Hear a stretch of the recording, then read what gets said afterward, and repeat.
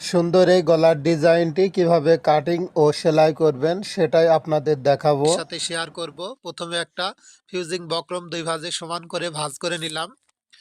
তো এখানে গলার লম্বা দিব 6.5 ইঞ্চি, আড়ের মাপটা দিব 3.25 ইঞ্চি। তো এটা হচ্ছে 36 থেকে 40 বডি পর্যন্ত।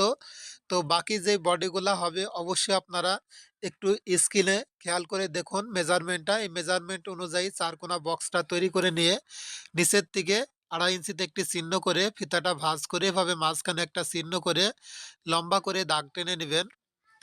তো এখানে মাঝে যে দাগটা আছে ফিতাটা ভাঁজ করে মাঝখানে আর একটা চিহ্ন করে এখন ডিজাইনটা আর্ট করে নিতে হবে। তো আমার হাতের দিকে খেয়াল করে দেখুন, এভাবে আপনারা সুন্দর করে 28 থেকে 38 বডি পর্যন্ত মেজারমেন্টটা চারকোনা বক্স করে এভাবে ডিজাইনটা আর্ট করে নেবেন। তো এখন হচ্ছে বাড়তি বক্রম নেবেন 1 ইঞ্চি। তো 1 ইঞ্চির বক্রমটা এভাবে সুন্দর করে দাগ করে নিয়ে এই গলার ডিজাইনটা কেটে নিতে হবে। তো আমি যেভাবে দেখিয়ে দিচ্ছি এভাবে সুন্দর করে এই গলার ডিজাইনটা কেটে নেবেন।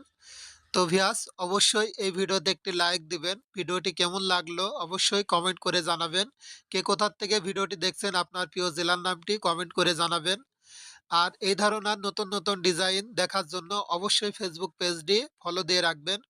নতুন নতুন দর্জির কাজ শেখার জন্য আরও ডিজাইন দেখার জন্য পেজটি ফলো দেন।